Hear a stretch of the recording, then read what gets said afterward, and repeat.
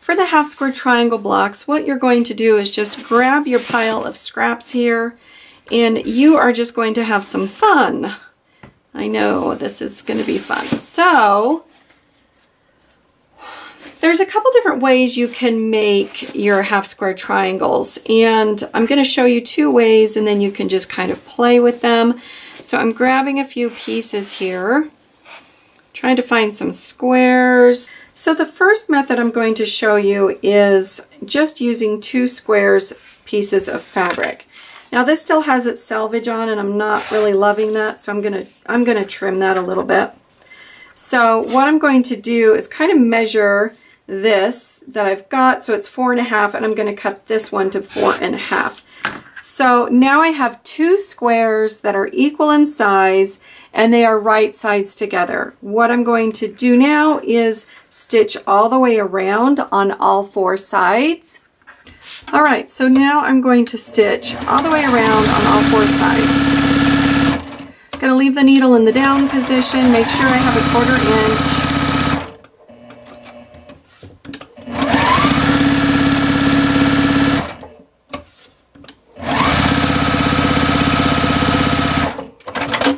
And now I can just take it back to my sewing or my cutting board now that I have those seams done. Now that I have this all sewn, what I'm going to do is just cut this from corner to corner.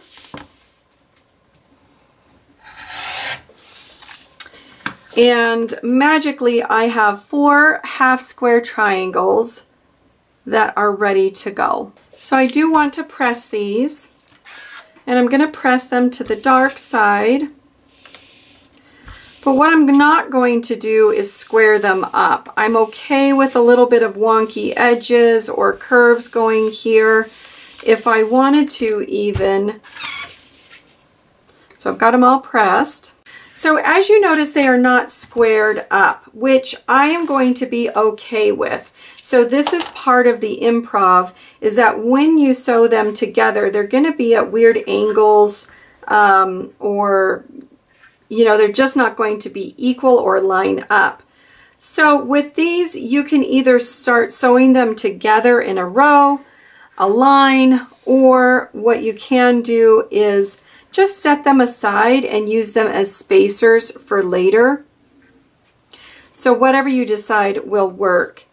The other way to make half square triangles is very similar in that you're going to be using kind of 2 pieces of fabric, but you're just going to sew on both sides of a imaginary line or a drawn line. You know, I know I'm going to draw this on here, but I don't have to worry about being perfect because this is improv. All right, so now I'm going to sew on both sides of the drawn line.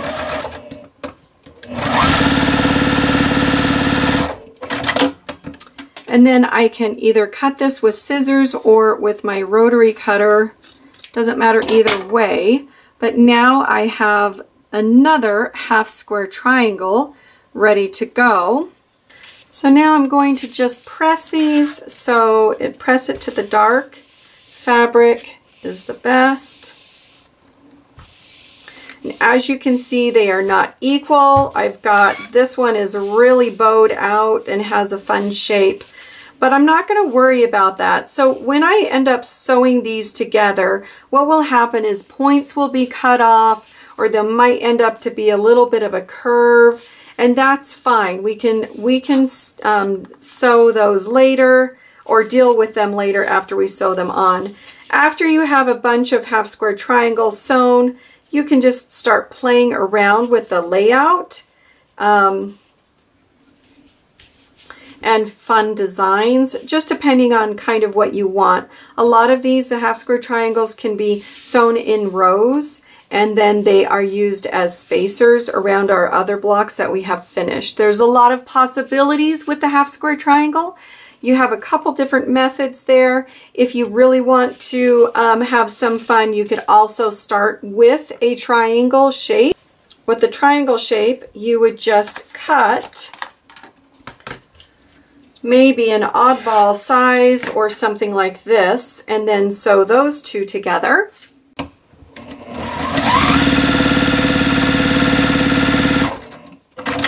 You may also try not so square, but maybe a rectangle shape. Same kind of process, just know that it's going to be quite a little bit different. So this is like more of a horizontal, or I mean a rectangular half square triangle. It's going to come out really kind of different, and then let's go press those. All right, so I've got those fun shapes. So let's press these. They are really kind of truly wonky here. This one turned out pretty okay in the end, but as you can see, these like rectangular shaped ones really are a weird half square triangle. But that really, again, isn't anything to worry about. If you feel like this is too weird of an angle, you can go ahead and trim this down. So for example, if I trimmed this down, then I would end up maybe with like a 2-inch.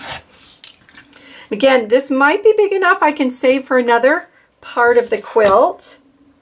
So I'm going to do 2.5 inch by 2 inch. So this is technically my half square triangle, but because of how it's been cut, it turns out just a little bit different. It's not perfect from corner to corner. You can repeat that with any of these half square triangles if you'd like. So just kind of play with it. If you feel more comfortable with a true square shape, then go ahead and trim it down, knowing that you are going to lose points on your half square triangle and they might not be perfectly square. All right, so this one I've definitely lost the point on, but I really like that shape, and it kind of does make them easier to sew together in the end. So if you need to trim them up, then go right ahead, but have some fun with the shapes. Lose your points if you need to. If you'd like, you can make these, just cut them right in half. Now you have technically two half square triangles blocks, but they are very different than the traditional, you know, from point to point. So this block is a lot of fun. Add them and kind of treat them like a checkerboard if you even want. Mix and match, so you've got different sizes happening around here, and until you have something that you really like. And then set it aside for your block or your quilt top for later use, either in as a block itself or as a spacer piece.